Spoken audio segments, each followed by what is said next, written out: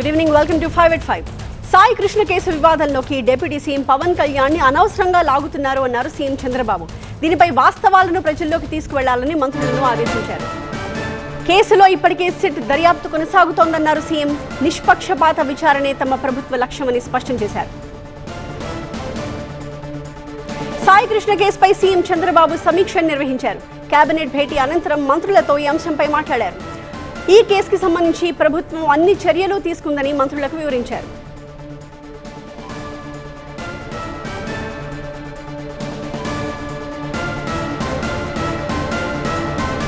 మా ప్రతినిధి ఈశ్వర్తో దీని గురించి మాట్లాడతాం. ఈశ్వర్, సో ముఖ్యమంత్రి సూచనల మేరకు, ఆదేశాల మేరకు ఇకపై ఈ కేసుకి సంబంధించిన విమర్శలన్నింటినీ కూడా ఏ రకంగా తిప్పికొట్టబోతోంది ప్రభుత్వం? ఎగ్జాక్ట్లీ ఈరోజు క్యాబినెట్లో దాదాపుగా 87 అంశాలకు పైగా సుదీర్ఘమైన అజెండా ఉన్నది. వాటన్నిటిని దాటిన తర్వాత దాదాపుగా 4 గంటల పాటు కేవలం అజెండా మీద సమావేశం జరిగింది. ఆ తర్వాత రాజకీయపరమైన అంశాల మీద కూడా దాదాపు 2 గంటల పాటు ముఖ్యమంత్రి మంత్రులతో సమావేశమయ్యారు. ప్రధానంగా సాయి కృష్ణకు సంబంధించిన అదృశ్యం పైన, అలాగే నాగరాజు వ్యవహారం పైనే పెద్ద ఎత్తున ముఖ్యమంత్రి మంత్రులతో డిస్కస్ చేశారు. ఆ క్రమంలో పూర్తిగా రాష్ట్ర ప్రభుత్వం చట్టపరంగా ముందుకు వెళ్తోంది. నిష్పక్షపాత దర్యాప్తునే రాష్ట్ర ప్రభుత్వం కోరుకుంటుంది. అట్లాంటి ఆదేశాలనే సంబంధిత అధికారులకు ఇవ్వడం జరిగింది. ఆ మేరకే అనేక కమిటీలని కేవలం ఆ సిట్టు ఒక్కటే కాకుండా దానికి ముందు దర్యాప్తు కమిటీని ఏర్పాటు చేసాం. అంతకంటే ముందు ఒక ఐఓని ఎస్టాబ్లిష్ చేయడం జరిగింది. సో ఇట్లాంటివన్నీ తీసుకున్న తర్వాత ఇంకా అనుమానాలు ఉంటే దాన్ని తొలగిపోవడానికి సిట్ను కూడా ఏర్పాటు చేయడం జరిగింది. సో ఇంత జాగ్రత్తలు తీసుకున్నప్పటికీ కూడా కొన్ని విమర్శలు కావాలనే కుల ప్రాతిపదికన విమర్శలు చేసే ప్రయత్నాన్ని వైఎస్ఆర్ కాంగ్రెస్ పార్టీ కావచ్చు, లేకపోతే మిగతా పార్టీలు చేస్తున్నాయి. ఇట్లాంటి వాటి పట్ల అనవసరంగా ఉండాలి. అందులోనూ ఇట్లాంటి కీలక వ్యవహారంలోకి ఉప ముఖ్యమంత్రి అదే సామాజిక వర్గానికి సంబంధించిన పవన్ కళ్యాణ్ని తీసుకురావడం ద్వారా సో పవన్ కళ్యాణ్ని సామాజిక వర్గంలో బలహీనపరచాలి, దాని ద్వారా రాజకీయంగా లబ్ధి పొందాలన్న వ్యూహాన్ని ప్రతిపక్షాలు పన్నుతున్నాయి. సో ఇట్లాంటి వాటి విషయాల్లో మాత్రం చాలా అప్రమత్తంగా ఉండాలి. కూటమి నేతలందరూ ఐక్యంగా ఉండి దాన్ని ఖండించాల్సిన అవసరం ఉందంటూ ముఖ్యమంత్రి చాలా స్పష్టంగా చాలా సేపు ఈ డిస్కషన్ కంటిన్యూ చేస్తూ చెప్పడం జరిగింది. దానికనే ముఖ్యమంత్రి చెప్పిన తర్వాత మంత్రులు ఆ వ్యవహారాన్ని ఇప్పటికే ప్రారంభించారు. వెంటనే అందులో దుర్గేష్ పాత్రికేయుల సమావేశాన్ని ఏర్పాటు చేసి మరి సాయికృష్ణ వ్యవహారం పైన ప్రభుత్వం ఎలా స్పందించింది, అలాగే ఇటీవల కాలంలో వైఎస్ఆర్ కాంగ్రెస్ పార్టీ ద్రాక్షారం వేదికగా వైఎస్ఆర్ పార్టీకి సంబంధించిన కాపు సామాజిక వర్గ నేతలందరూ సమావేశమై వాళ్ళు తీసుకున్న నిర్ణయాలు కావచ్చు, ఇట్లాంటి అనేక అంశాల మీద సుదీర్ఘంగా మాట్లాడడం జరిగింది. సో క్యాబినెట్లో చాలా కీలకంగా ఇదే అంశాన్ని ప్రస్తావిస్తూ సాయి కృష్ణ అదృశ్యానికి సంబంధించి ప్రభుత్వం ఎట్లాంటి దాంట్లో ప్రభుత్వ జోక్యం లేదు, లేకపోతే ఇంకేం రాజకీయాలు లేవు, అది ఒక పోలీస్ స్టేషన్లో జరిగిన వ్యవహారం. సో దానికి సంబంధించి అక్కడ ఏదైనా తప్పు జరిగి ఉంటే వాళ్ళని నిందితులని కఠినంగా శిక్షించడానికి, చట్టపరమైన చర్యలు తీసుకోవడానికి వెనకడికి వేసే ప్రసక్తే లేదు. అదే సమయంలో ఎవరైతే సిఐ ఉన్నారో సిఐకి సంబంధించి కూడా కొంతమంది మద్దతుదారులు రోడ్ల మీదకి రావడాన్ని, లేకపోతే దాన్ని ఆ వ్యవహారం కూడా క్యాబినెట్లో ప్రస్తావనకు వచ్చింది. ఎందుకంటే ఖచ్చితంగా రాష్ట్రం మొత్తం మీద వ్యవహారం చర్చకు వచ్చే అవకాశం ఉంటుంది. ఇది సాధారణంగా ఇట్లాంటి అసాధారణంగా జరిగే సందర్భాలు కాబట్టి ఆ వ్యవహారం పైన కూడా ముఖ్యమంత్రి మంత్రులతో చర్చించారు. అయితే ఖచ్చితంగా సాయికృష్ణ అదృశ్యానికి సంబంధించి ఎట్లాగా ఆ వ్యవహారాలు తెలియాలనుకుంటున్నారో, అలాగే సిఐ నాగరాజుకు సంబంధించి కూడా కొంతమంది మద్దతుదారులు కావచ్చు, ఆయన పట్ల విశ్వాసం ఉన్నవాళ్ళు చేసే ఆందోళనకు కావచ్చు, అట్లాంటి నిరసనలకి మనం కూడా దాన్ని చూడాల్సిన అవసరం ఉంటుంది. వాటిని కేవలం పూర్తిగా అణగదొక్కాలన్న ఆలోచన కూడా అవసరం లేదు. యాజ్ ఇట్ ఈజ్గా చట్టబద్ధంగా జరిగే ఏదైతే అనుమతి తీసుకునో లేకపోతే చట్టబద్ధంగా జరిగే కార్యకలాపాల పట్ల ఎట్లాంటి ఇబ్బంది లేకుండా ముందుకెళ్లాలంటగా ముఖ్యమంత్రి సూచించడం జరిగింది. సో చాలా కీలకంగా ఈరోజు కేబినెట్ సమావేశం తర్వాత పొలిటికల్ ఎజెండాగా సాయి కృష్ణ అలాగే సిఐ నాగరాజుకు సంబంధించిన అంశమే ప్రధానంగా చర్చకు రావడం జరిగింది. అదే సమయంలో మిగతా అనేక కీలక అంశాలు, రాష్ట్ర ప్రభుత్వ ఉద్యోగులకు సంబంధించిన అనేక సంక్షేమ పథకాలు కావచ్చు, లేకపోతే మిగతా అనేక కీలక అంశాల మీద cabinet చర్చించింది.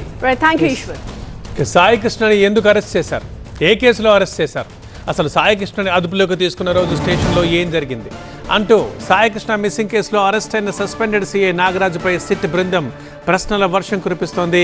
SIT chief IG Ravi నాగరాజుని స్వయంగా విచారిస్తున్నారు. కమాండ్ కంట్రోల్ రూమ్లో కొనసాగుతుంది నాగరాజు విచారణ. 3 గంటలుగా సాగుతోంది ఇన్వెస్టిగేషన్. సాయి కృష్ణని హత్య చేసి చంపారన్న ఆరోపణపై విచారణ జరుగుతోంది. నాగరాజుపై ప్రశ్నల వర్షం కురిపిస్తున్నారు సిట్ చీఫ్. సాయి కృష్ణని ఎప్పుడు అరెస్ట్ చేశారు, ఎందుకు చేశారు, సాయి కృష్ణని టాస్క్ ఫోర్స్ టీం ఎప్పుడు అప్పగించింది, సాయి కృష్ణను ఎవరి ప్రోద్బలంతోనైనా అరెస్ట్ చేశారా, సాయి కృష్ణ అరెస్టు రోజు స్టేషన్లో సీసీ కెమెరాలు పనిచేశాయా అంటూ నాగరాజుపై పదుల సంఖ్యలో ప్రశ్నలు సంధించారు సిట్ అధికారులు. సాయి కృష్ణ మిస్సింగ్ కేసులో మొదటి నుంచి నాగరాజు పాత్రపైన తీవ్ర ఆరోపణలు వచ్చాయి. సాయి కృష్ణ తల్లి కూడా నాగరాజే తన కొడుకుని టార్చర్ చేశారంటూ ఆరోపించారు. కొడుకు ఆచూకీ కోసం ఆమె హెబియస్ కార్పస్ పిటిషన్ వేసి హైకోర్టుకు కూడా వెళ్లారు. వివాదం రోజు రోజుకి ముద్రడంతో ప్రభుత్వం సిట్ని ఏర్పాటు చేసింది. చివరికి ఇప్పుడు సిట్ విచారణలో కొన్ని కీలక విషయాలు బయటకు వస్తున్నాయి. నాగరాజును అరెస్ట్ చేసి ముమ్మర విచారణ చేస్తున్నారు అధికారులు. కరెస్పాండెంట్ వసంత్తో మాట్లాడదాం. వసంత్, విచారణ ఎలా సాగుతోంది? ప్రస్తుతం సాయికృష్ణ మిస్సింగ్ కేసులో కృష్ణలంక సీఏగా పనిచేసినటువంటి సస్పెన్షన్ గురైనటువంటి నాగరాజును సిట్ టీం అదుపులో తీసుకుంది. ప్రస్తుతం నాగరాజును స్వయంగా సిట్ చీఫ్గా ఉన్నటువంటి ఐజీ రవిప్రకాష్ విచారిస్తూ ఉన్నారు. అసలు టాస్క్ ఫోర్స్ పోలీసులతోటి మార్కాపురం నుంచి ఎందుకు ఇటు సాయికృష్ణని అరెస్ట్ చేసి తీసుకుని వచ్చారు? టాస్క్ ఫోర్స్ పోలీసులు కృష్ణలంక సీఏగా ఉన్నటువంటి నాగరాజు అంటే మీకు అప్పగించిన తర్వాత ఆ సాయికృష్ణ ఏమయ్యాడు అనే కోణంలో కూడా ఆయన్ను అడిగి ప్రశ్నిస్తున్నారు. కానీ నాగరాజు మాత్రం ఇటు ఏదైతే ఈ గతంలో కృష్ణలంకలో సాయికృష్ణ పైన నమోదైనటువంటి క్రైమ్ నెంబర్ 350/2024లో NBW వారెంట్ జారీ అయింది. ఆ కేసు విచారణకు హాజరు కావడం లేదు. అతనిపైన రీకాల్ డేట్ కోర్టు దాదాపుగా 11/2025తోనే ముగిసింది. అయినప్పటికీ కూడా విచారణ హాజరు కాకపోవడంతోనే తను తీసుకొచ్చామని ఇటు కృష్ణలంక సీఐ నాగరాజు చెప్పినట్టుగా తెలుస్తోంది. అయితే నాగరాజు తీసుకొచ్చిన తర్వాత ఏం చేశాడనే ప్రశ్నలో మాత్రం ఆయన మౌనం దాల్చారు. అటు సాయికృష్ణ పైన గతంలో అనేక కేసులు నమోదయ్యి ఉన్నాయి.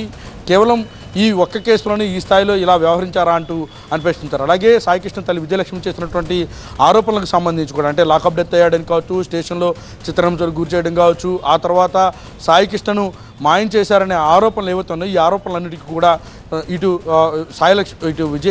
విజయలక్ష్మి చేసినట్టు ఆరోపణలన్నిటికీ కూడా సమాధానం చెప్పాలని అడిగినప్పుడు నాగరాజు మౌనం వహించారు. ఈ కేసులో ఇప్పటికే నాగరాజు పైన కేసు నమోదు చేయడంతో ఆయన్ను అరెస్ట్ చేసి తీసుకొచ్చి ప్రశ్నిస్తుండగా సిట్ అడిగేటటువంటి అన్ని ప్రశ్నలు కూడా ఆయన మౌనం దాల్చారు. అలాగే ఇటు టాస్క్ ఫోర్స్ ఏడీసీపీగా ఉన్నటువంటి లతాకుమారి తాము నేరుగా కృష్ణలంక సీఏకే అప్పగించాము, వారి స్టేషన్లోనే అప్పగించాము అని చెప్పినటువంటి క్రమంలో స్టేషన్ నుంచి ఎక్కడికి వెళ్ళారని చెప్పినా కూడా నాగరాజు మౌనం వహించారు. ఈ కేసులో ఏవైతే ఇటు విజయలక్ష్మి చేసినటువంటి ఆరోపణలన్నిటికీ సంబంధించి వాస్తవాలైనా అడిగినప్పుడు ఆయన మౌనం దాల్చారు. తాను సీఏగా పనిచేశాను, గతంలో రౌడీ షీటర్లకు సంబంధించి సస్పెక్ట్ షీటర్లకు సంబంధించి గాంజా కేసులకు సంబంధించినటువంటి ఎవరైతే అసాంఘిక కార్యక్రమాలకు పాల్పడుతుంటారో వారిపైన కఠినంగా వ్యవహరించాను.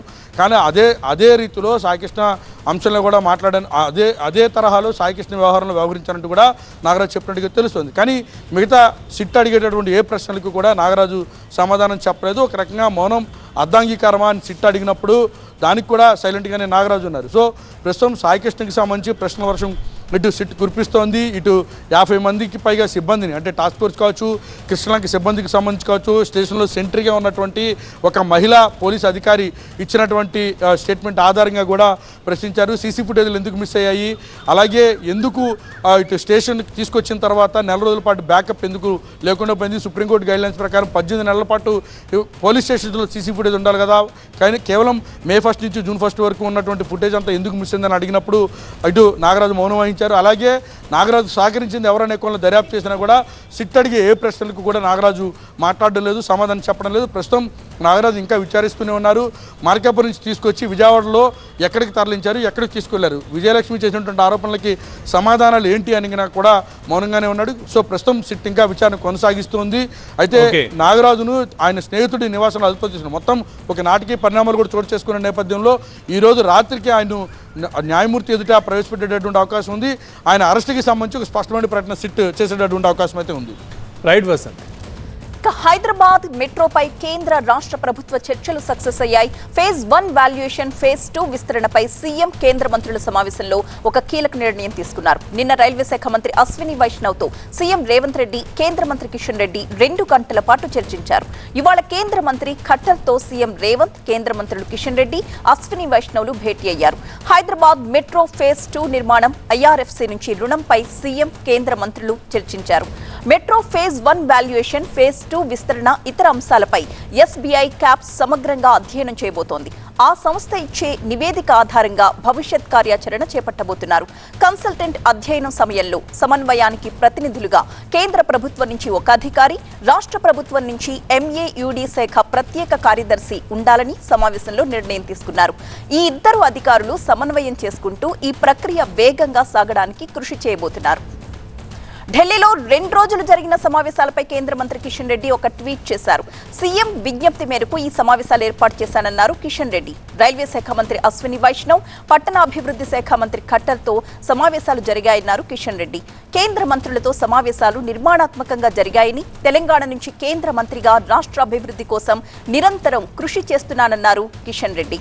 తెలంగాణ ప్రజల అభివృద్ధి, సంక్షేమం కోసం తన ప్రయత్నాలు కొనసాగుతాయన్నారు కిషన్ రెడ్డి. మరిన్ని అప్డేట్స్ అందించడానికి మా ప్రతినిధి ఎలేందర్ లైవ్ లో సిద్ధంగా ఉన్నారు. ఎలేందర్, ఈ అధ్యయనానికి సంబంధించిన నివేదిక ఇవ్వడానికి ఎంత గడువు ఇచ్చారు? రైట్, మొత్తంగా ఈ మెట్రో సంబంధించినటువంటి జరుగుతున్నటువంటి వివాదానికి సంబంధించి ఒక తెరబడిందని చెప్పుకోవాలి. నిన్న ఈరోజు జరిగినటువంటి కేంద్ర రాష్ట్ర ప్రభుత్వాల మధ్య జరిగినటువంటి ఈ కీలక మీటింగ్ అనేది ఈ క్లియరెన్స్కి బ్రేక్ చెప్పిందని, అంటే ఈ స్పీడ్ బ్రేకర్స్కి బ్రేక్ చెప్పిందని చెప్పుకోవచ్చు. ఈ ఫేజ్ 1 వాల్యుయేషన్కి సంబంధించి కావచ్చు, ఫేజ్ 2కి సంబంధించినటువంటి విస్తరణకు సంబంధించి SBI కాప్స్కు కన్సల్టెన్సీ ఇవ్వడం జరిగింది. వాళ్ళు ఒక పూర్తి స్థాయి అధ్యయనం చేస్తారు. అంటే ఫేజ్ 1 వాల్యూ ప్రస్తుతం హైదరాబాద్ ఫేజ్ 1 నడుస్తుంది. దాదాపు 69 కిలోమీటర్లకు సంబంధించినటువంటి మెట్రో కారిడార్లు ఉన్నాయి. సో వాటి వాల్యూస్ ఎంత ఉన్నాయి, దీనికి సంబంధించి ఎంతవరకు పెండింగ్లో ఉన్నటువంటి IRFCకి సంబంధించినటువంటి నిధులు రావాల్సి ఉందన్న అంశాలకు సంబంధించి కూడా ఒక వాల్యుయేషన్ని ఈ SBI కాప్స్ ఒక నివేదిక తయారు చేయనుంది. దాంతోపాటు ఫేజ్ 2కి సంబంధించినటువంటి విస్తరణకు అయ్యేటువంటి ఖర్చు, అవసరమయ్యేటువంటి ఇప్పుడు ప్రతిపాదించినటువంటి రాష్ట్ర ప్రభుత్వం ప్రతిపాదించినటువంటి కారిడార్స్ ఏవైతే ఉన్నాయో ఆ కారిడార్లకు సంబంధించినటువంటి విస్తరణకు అయ్యేటువంటి ఖర్చు కావచ్చు, నిర్మాణానికి సంబంధించినటువంటి ఖర్చు, ఆ విధంగా అక్కడ ఎంతమంది ప్రయాణికులు రాకపోకలు సంబంధించినటువంటి ఒక పూర్తి స్థాయి నివేదిక SBI కాప్స్ ఒక నివేదికను తయారు చేయనుంది. ఈ నివేదికకు సంబంధించి అతి త్వరగానే కంప్లీట్ చేసేందుకు, వారికి సంబంధించినటువంటి నివేదిక త్వరగా ఇచ్చేందుకు స్టేట్ గవర్నమెంట్ నుంచి, అదేవిధంగా సెంట్రల్ గవర్నమెంట్ నుంచి ఇద్దరు అధికారులతో ఒక సమన్వయ కమిటీని కూడా ఏర్పాటు చేయడం జరిగింది. ఈ కమిటీ ఎప్పటికప్పుడు SBI కాప్స్ కన్సల్టెంట్స్తో మాట్లాడుతూ వాళ్ళకు ఉన్నటువంటి డౌట్స్ కావచ్చు, అదేవిధంగా పారదర్శకతతో ముందుకెళ్లేందుకు ఈ సమన్వయ కమిటీ కలిసి పనిచేయనుంది.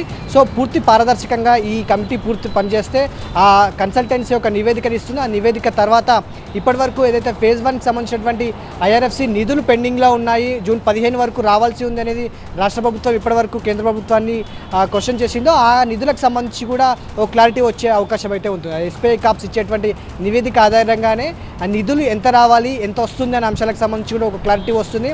అదేవిధంగా ఫేజ్ 2కి సంబంధించినటువంటి విస్తరణ కారిడార్స్ ఏదైతే DPR సిద్ధం చేసి రాష్ట్ర ప్రభుత్వం కేంద్రానికి పంపిందో ఆ DPRలో సవరణ చేయాల్సి ఉంటుందా, లేకపోతే కొత్త కారిడార్స్ కావచ్చు, ఉన్న కారిడార్స్ ఒక మార్పులు, రూట్ మ్యాప్లు మార్చే అవకాశము, దానికి అయ్యేటువంటి ఖర్చులకు సంబంధించి కూడా పూర్తిగా క్లారిటీ వచ్చే అవకాశం అయితే కనిపిస్తుంది. ఈ నివేదిక ఆధారంగానే పూర్తి స్థాయిలో మెట్రో పురోగతి అనేది ఆధారపడి ఉందనేది మాత్రం దీనికి అర్థమవుతుంది. సో త్వరగానే ఇది కంప్లీట్ చేస్తే ఫేజ్ 2కి సంబంధించినటువంటి పనులు మొదలు పెడదామనేది రాష్ట్ర ప్రభుత్వం ఆలోచిస్తుంది. కాబట్టి ఈ కమిటీ ద్వారా ఆ నివేదికను త్వరగా రప్పించేందుకు ఈ కేంద్ర రాష్ట్ర ప్రభుత్వాలకు సంబంధించినటువంటి మధ్యలో ఏర్పాటైనటువంటి కమిటీ అనేది త్వరగా పనిచేసే అవకాశం అయితే కనిపిస్తుంది. Right, thank you Elender. Moving to 4th news. అదిగదిగో భోగాపురం, ఇక అభివృద్ధి రెక్కలు విప్పుకోవడం ఖాయమంటుంది ఏపీ ప్రభుత్వం. ఇప్పటికే నిర్మాణం పూర్తి చేసుకున్న ఎయిర్పోర్ట్ ను ప్రధాని చేతుల మీదుగా ప్రారంభించేందుకు చకచకా ఏర్పాట్లు చేస్తుంది. భోగాపురం ఎయిర్పోర్ట్ రావడం సంతోషమే, మరి ఇప్పుడున్న ఎయిర్పోర్ట్ సంగతి ఏంటి అంటున్నారు విశాఖ వాసులు. గంట విమాన ప్రయాణం కోసం 2-3 గంటలు జర్నీ చేసి భోగాపురం వెళ్లడం ప్రయాస కాదా అని ప్రశ్నిస్తున్నారు. భోగాపురం ఎయిర్పోర్ట్ ప్రారంభమైనా కూడా డొమెస్టిక్ సర్వీసులను విశాఖ ఎయిర్పోర్ట్ నుండే నడపాలని కోరుతున్నారు విశాఖ జనం. విశాఖ ఎయిర్పోర్ట్ పై భిన్నాభిప్రాయాలు వ్యక్తం చేస్తున్నారు విశాఖ ఎమ్మెల్యేలు. భోగాపురం ఎయిర్పోర్ట్ ఓపెన్ అయినా విశాఖ ఎయిర్పోర్ట్ ను మాత్రం మూసేయొద్దని పదే పదే చెప్తున్నారు బీజేపీ ఎమ్మెల్యే విష్ణుకుమార్ రాజు. అయితే విశాఖ ఎయిర్పోర్ట్ భోగాపురంకు వెళ్లడం బాధాకరమే అయినా కూడా వేరే ఆప్షన్ లేదు అన్నారు జనసేన ఎమ్మెల్యే వంశీకృష్ణ శ్రీనివాస్ యాదవ్. హైదరాబాద్, బెంగళూరు నగరాలు కూడా ఎయిర్పోర్ట్లు దూరంగా ఉన్నాయని గుర్తు చేస్తున్నారు. వైజాగ్ నుంచి ఎయిర్పోర్ట్ వెళ్ళడం అనేది ప్రతి ఒక్కరికి బాధ ఉంటుంది. బాధ లేనివాడు ఎవరు ఉండరు. కానీ అభివృద్ధి కోసం ప్లేస్ ఎటు వెళ్ళినా కూడా 30 కిలోమీటర్లు వెళ్ళాలి. ఎటు వెళ్ళినా కూడా 30 కిలోమీటర్లు వెళ్ళాలి. ఇప్పుడు హైదరాబాద్ సిటీకి శంషాబాద్ ఎంత దూరం ఉందండి? 30 కిలోమీటర్లు కాదా? బెంగళూరుకి ఎయిర్పోర్ట్ వెనక 30 కిలోమీటర్లు కాదా? ఢిల్లీకి ఎక్కడ కాదు చెప్పండి. ప్రతి ఒక్క ఎయిర్పోర్ట్ కూడా సిటీకి 30 కిలోమీటర్ల దూరంలో ఉందన్న విషయాన్ని కూడా మీరు గుర్తుపెట్టుకోవాలి తప్ప ఎవరో ఏదో మాటని దాన్ని పట్టుకొని కీలు ఇవ్వడానికి ప్రయత్నం చేయొచ్చు. అటు బీజేపీ ఎమ్మెల్యే విష్ణుకుమార్ రాజు మాత్రం విశాఖ నుంచి భోగాపురానికి 50 కిలోమీటర్ల దూరం చేరుకోవాలంటే 2 గంటలకు పైగా సమయం అంటున్నారు. నెలకు 2.5 లక్షల మందికి పైగా ప్రయాణికులు విశాఖ ఎయిర్పోర్ట్ నుంచి ప్రయాణిస్తారని, వాళ్ళందరూ భోగాపురం వెళ్లాలంటే ఎంత ఖర్చు అవుతుందో తెలుసా అంటూ లెక్కలేసి మరీ చెప్తున్నారు. దానికి తోడు విశాఖకు ఎయిర్పోర్ట్ ఉండదన్న విషయాన్ని స్థానికులు జీర్ణించుకోలేకపోతున్నారంటున్నారు. దీనిపై స్థానిక నేతలు ఎందుకు మాట్లాడారని ప్రశ్నిస్తున్నారు. ప్రజల ఆకాంక్ష మేరకు మీరు కూడా దయచేసి ఒక్కసారి ఎయిర్పోర్ట్లో ఈ ఎయిర్పోర్ట్ మీకు ఇక్కడ ఉండాలా వద్దా అని ఒకసారి అడగండి. మీరు పబ్లిక్ని అడగండి. ఎక్కడ భోగాపురం, ఎక్కడ విశాఖపట్నము, అసలు వైజాగ్ మీకు ఎయిర్పోర్ట్ లేకపోతే అది మీకు డైజెస్ట్ అవుతుందా? మరి ఎందుకు మాట్లాడరు? మాట్లాడితే సీట్ ఎక్కడ పోతుందేమో అని భయమేమో నాకు తెలియదు. అట్లాగే గౌరవ ముఖ్యమంత్రి వర్యులు నారా చంద్రబాబు నాయుడు గారు మొన్న వీఆర్ మీటింగ్లో కూడా ఎయిర్పోర్టు కొనసాగుతుంది అని చెప్పడం జరిగింది. కొనసాగుతుంది, కానీ దాంట్లో ఫ్లైట్లు దిగుతాయా దిగవా అనేది మనకు తెలియదు. వారి ఉద్దేశం కూడా ప్రభుత్వం నిర్ణయం తీసుకోవాల్సిన అవసరం ఉంది. అయితే విశాఖ ఎయిర్పోర్ట్ పై విష్ణుకుమార్ రాజుది వ్యక్తిగత అభిప్రాయం అంటున్నారు MLA Vamsikrishna Yadav. Bhogapuram airport Visakha airport కాదా అని ప్రశ్నిస్తున్నారు ఆయన. బెంగళూరు 40 కిలోమీటర్లు, హైదరాబాద్ 40 కిలోమీటర్లు. భోగాపురం ఎయిర్పోర్ట్ విశాఖపట్నంది. భోగాపురం విశాఖపట్నంలో పార్టు. భోగాపురం విశాఖపట్నంలో పార్టు.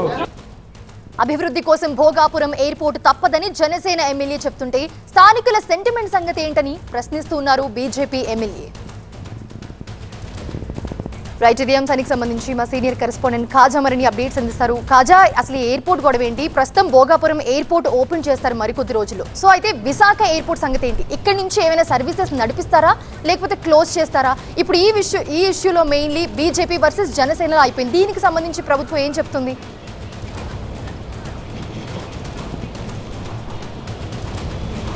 ఖచ్చితంగా భోగాపురంలో అల్లూరి సీతారామరాజు గ్రీన్ఫీల్డ్ ఎయిర్పోర్టు ప్రారంభోత్సవానికి రంగం సిద్ధమైంది. మరీ కొద్ది రోజుల్లోనే ఇది ప్రారంభానికి తుది మెరుగులు దిద్దుకుంటుంది. అయితే ఈ క్రమంలోనే అక్కడ భోగాపురం ఎయిర్పోర్ట్ ప్రారంభమైతే ఇక్కడ విశాఖ ఎయిర్పోర్ట్ సంగతి ఏంటి అనే చర్చ విస్తృతంగా సాగుతుంది. అయితే ప్రధానంగా కూటమిలోనే బీజేపీ ఎమ్మెల్యే విష్ణుకుమార్ రాజు దీనిపై పదే పలు సందర్భాల్లో ప్రశ్నిస్తూ ఉన్నారు. ఎందుకంటే విశాఖ ఎయిర్పోర్ట్ అనేది స్థానిక ప్రజల సెంటిమెంట్తో ముడిపడింది.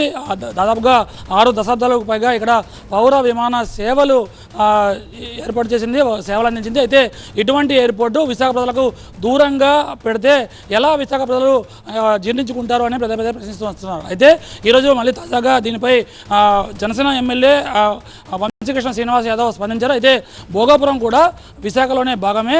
భోగాపురం ఎయిర్పోర్ట్ వస్తే విశాఖ ఎయిర్పోర్ట్ లాగే భావించాలా అన్న సమాధానం కూడా చెప్పడం ఇప్పుడు మరింత చర్చనీయాంశంగా ఉంది. దీన్ని బట్టి చూస్తే వైజాగ్ ఎయిర్పోర్ట్ను మూసేస్తారా అన్న చర్చ మళ్ళీ విస్తృతంగా ఆందోళన, ఒక ఆవేదన విశాఖలో కలిగిస్తుంది. మెజారిటీ ప్రజలు విశాఖలోనే ఈ ఎయిర్పోర్ట్ కొనసాగించాలి, కనీసం డొమెస్టిక్ సర్వీసులైనా విశాఖ నుంచే కొనసాగించాలి. కాకపోతే ఇంటర్నేషనల్ ఎయిర్పోర్ట్లో అయితే ఇంటర్నేషనల్ ఫ్లైట్స్ భోగాపురం ఎయిర్పోర్ట్ నుంచి కొనసాగిస్తే మంచిదన్నదే అభిప్రాయం తెలుస్తుంది. అయితే ఈ నేపథ్యంలోనే బీజేపీ ఎమ్మెల్యే విష్ణుకుమార్ రాజు కూడా ఇదే అభిప్రాయం వ్యక్తం చేస్తూ ఉన్నారు. కనీసం అంటే ఇక్కడ నుంచి దాదాపుగా 60 కిలోమీటర్లు వెళ్ళాలంటే సమయాభావం అవుతుంది. దీంతోపాటు ఆర్థిక భారం కూడా ప్రయాణికులపై పడుతుంది. గత ఏడాది దాదాపుగా 30 లక్షల మంది ఏడాదికి విశాఖ నుంచి ఆ విమానంలో ప్రయాణించారు.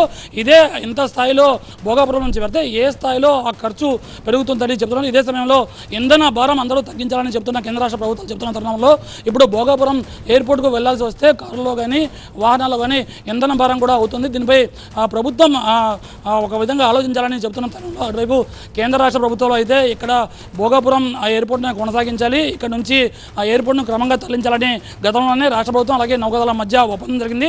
30 ఏళ్ల పాటు దశల వారీగా తరలించాలని ఒక ఒప్పందం కూడా జరిగింది. అయితే ఈ నేపథ్యంలోనే ఈ డిమాండ్ను ఏ విధంగా అంటే స్థానిక ప్రజలు ఇక్కడ ఎయిర్పోర్ట్ను డొమెస్టిక్ సేవలని కొనసాగించాలని స్థానిక ప్రజలు అలాగే బీజేపీ ఎమ్మెల్యే చేస్తున్న ఈ సూచన అలాగే వినతిని ఏ విధంగా కేంద్ర రాష్ట్ర ప్రభుత్వాలు తీసుకుంటాయో వేచి చూడాల్సిందే. Right, thanks for the updates Khaja. ఇక తమిళనాడు అసెంబ్లీ వేదికగా సీఎం విజయ్, విపక్ష నేత ఉదయనిధి స్టాలిన్ మధ్య మాటల యుద్ధం నడిచింది. అవినీతికి పాల్పడిన డీఎంకే నేతలెవ్వరినీ వదిలిపెట్టమన్నారు సీఎం విజయ్. త్వరలో విచారణ చేసి దోషులను శిక్షిస్తామన్నారు. పార్టీ ఫండ్ పేరుతో భారీగా డీఎంకే నేతలు డబ్బులు వసూలు చేశారని విమర్శించారు. అన్ని శాఖల్లోనూ భారీగా అవినీతి జరిగిందని, అది పార్టీ ఫండ్ రూపంలో డీఎంకేకే చేరిందని విజయ్ అన్నారు. எனக்கு ஒன்றே ஒன்று தான் சொல்லணும்னு தோணுது. ஈவில்ஸ்னு டெவில்ஸ் பேசக்கூடாது. அவங்க இருந்திருந்தா ஒரு ஆக்ஷன் பண்ணணும்னு எனக்கு தோணுச்சு. எல்லாரும் போயிட்டாங்க. பர்மிஷன் பண்ணலாமா? இப்பவும் பண்ணலாம், ஒன்றும் தப்பு இல்லை.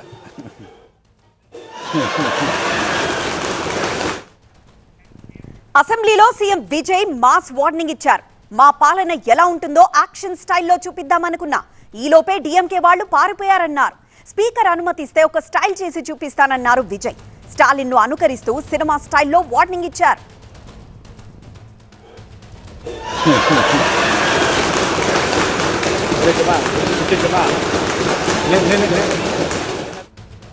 అయితే విజయ్ వ్యాఖ్యలపై ఉదయనిధి మండిపడ్డారు. ఏ విచారణకైనా సిద్ధమని, ఆరోపణలు నిరూపించాలని సవాల్ చేశారు. విజయ్ వ్యాఖ్యలపై అసెంబ్లీలో డీఎంకే ఎమ్మెల్యేలు నిరసన తెలిపారు. అసెంబ్లీ నుంచి వాకౌట్ చేశారు. సీఎం విజయ్ కి ఘాటైన కౌంటర్ ఇచ్చారు ఉదయనిధి స్టాలిన్. రైతులను అసెంబ్లీ సాక్షిగా విజయ్ అవమానించారని మండిపడ్డారు. చెంగల్పట్టు కోర్టులో ఒక భార్య భర్త కోసం ఎదురు చూస్తోందని, ఈ కథ తమిళనాడు ప్రజలందరికీ తెలుసని ట్వీట్ చేశారు. கேஸ் சிலிண்டர் 6 சிலிண்டர்னாரு, அதை பத்தி வாயை திறக்கல. இது மாதிரி எந்த தேர்தல் வாக்குறுதி பற்றி அவர் பேசவே இல்லை. திமுக ஆட்சியுடைய திட்டங்கள் தொடர்ந்துகிட்டு இருக்கு. 1000 ரூபாய் ஊக்கத்தொகை கொடுத்திருக்கிறாரு, மகளிர் உரிமை தொகை கொடுத்திருக்கிறாரு, தமிழ் புதுமை பெண் திட்டம் தொடர்ந்துகிட்டு இருக்கு. வேற எந்த புது திட்டத்தையும் அறிவிக்கல. சிங்கப்பெண் சொல்லி ஒன்னு ஆரம்பிச்சாங்க. இப்ப அவங்களும் பாத்தீங்கன்னா முதலமைச்சர் பாணியில அவங்களும் ஷூட்டிங் பண்ணி ரீல்ஸ் எல்லாம் போட ஆரம்பிச்சிட்டாங்க. எனவே இந்த ஆட்சி ஒரு கேலி கூத்து ஆட்சியாக, ஒரு சினிமா. అసెంబ్లీని విజయ్ సినిమా షూటింగ్ అనుకుంటున్నారని, అసెంబ్లీలో సీఎం రీల్స్ చేస్తున్నారని మండిపడ్డారు. మరింత సమాచారం మా ప్రతినిధి రాజుని అడిగి తెలుసుకుందాం. రాజు, తమిళనాడు అసెంబ్లీలో వాడి వేడిగా చర్చ జరిగినట్లు తెలుస్తోంది. సమావేశాల హైలైట్స్ ఏంటి? తమిళనాడు సీఎంగా జోసెఫ్ విజయ్ బాధ్యతలు చేపట్టాక, టీవీకే అధికార పగ్గాలు చేపట్టాక జరుగుతున్న తొలి శాసనసభ సమావేశాల్లో వాడివేడిగా కొనసాగుతున్నాయి. సభానాయకుడిగా సీఎం విజయ్, ప్రతిపక్ష నాయకుడిగా ఉదయనిధి స్టాలిన్ మధ్య మాటల యుద్ధం కొనసాగుతుంది. వ్యంగ్యంగా ఆరోపణలు చేసుకోవడంతో పాటు చెలోక్తులు మధ్యలో పెద్ద ఎత్తున ఆరోపణలు ప్రత్యారోపణలతో పాటు ఒకంత హాస్యాన్ని పండించే విధంగా జోకులు వేసుకోవడము, లేదంటే సభనంతా నవ్వించే ప్రయత్నం చేయడము కొనసాగుతున్న పరిస్థితి కనిపిస్తుంది. ప్రతిపక్ష నేతగా డిఎంకే పార్టీ నుంచి ప్రతిపక్ష నాయకుడిగా హోదాలో ఉదయనిధి స్టాలిన్ చేస్తున్న బట్టి ఏదైతే ఆరోపణలు ఉన్నాయో సమర్థవంతంగానే కౌంటర్ చేస్తున్న పరిస్థితి విజయ్ నుంచి కనిపిస్తుంది. పాలకవర్గము చాలా ఘాటైనటువంటి సమస్యలకు సమాధానాలు చెప్పే ప్రయత్నంలో పెద్ద ఎత్తున విమర్శలు కూడా చేస్తోంది. డిఎంకే చేసినటువంటి అవినీతిని వదిలిపెట్టే ప్రసక్తే లేదు. గత ప్రభుత్వంలో డిఎంకే పెద్ద ఎత్తున అన్ని విషయాల్లో, అన్ని రంగాల్లో చేసిన ప్రతి పనిలోనూ అవినీతి చోటు చేసుకుందని ప్రభుత్వం భావిస్తుంది. కాబట్టి ఖచ్చితంగా అవినీతిని ఎండగడుతూ ఏ ఒక్క తప్పును తాము అంగీకరించే అవకాశం లేదు. ఖచ్చితంగా జరిగినటువంటి అవినీతిని బయట పెడతాం అంటూనే విజయ్ చేస్తున్నటువంటి కామెంట్స్కి పెద్ద ఎత్తున ప్రతిపక్ష పార్టీగా డిఎంకే నుంచి పెద్ద ఎత్తున కౌంటర్స్ వస్తున్న పరిస్థితి కనిపిస్తుంది. భార్య సంగీతకు సంబంధించినటువంటి విడాకుల కేసుకు సంబంధించి కూడా పెద్ద ఎత్తున డిఎంకే ఆరోపణలు చేస్తుంది. దానికి దీటుగానే విజయ్ చెలోక్తులతో పాటు వ్యంగ్యంగా వస్త్రాలు సంధించడము, ఆరోపణలు చేయడంతో పెద్ద ఎత్తున రసాబస కొనసాగుతుంది. ఖచ్చితంగా విజయ్ సమాధానాలకు డిఎంకే కూడా తాటుగా, లేదంటే అదే రకమైనటువంటి ధీటైనటువంటి ఆరోపణలు చేసే ప్రయత్నము చేసినా ఎక్కడా తగ్గేదే లేదు అన్నట్టు విజయ్ చేస్తున్నటువంటి కౌంటర్స్, లేదంటే ఇస్తున్నటువంటి సమాధానం ధన్యవాదాలు తెలుపుతూనే రాష్ట్ర ప్రభుత్వము ప్రజలకు ఏ రకమైనటువంటి హామీలు ఇచ్చి అధికారంలోకి వచ్చింది, వాటికి ఏ రకమైనటువంటి జవాబుదారీగా ప్రభుత్వము రాబోయే రోజుల్లో పనిచేస్తుంది అని చెప్పే ప్రయత్నమే విజయ్ చేస్తున్న నేపథ్యంలో ఖచ్చితంగా తమిళనాడు అసెంబ్లీలో మాత్రము అధికార విపక్షాల మధ్య వాడివేడి చర్చ కొనసాగుతుంది. 4 రోజులుగా చేస్తున్నటువంటి ఆరోపణలు, మరోవైపు ఇస్తున్నటువంటి సమాధానాలతో తమిళనాడు అసెంబ్లీ మాత్రం దద్దరిల్లిపోతోంది. ఎస్ రాజు, ఇది ఈరోజు 5 బ్రేకింగ్. చూస్తూనే ఉండండి టీవీ9.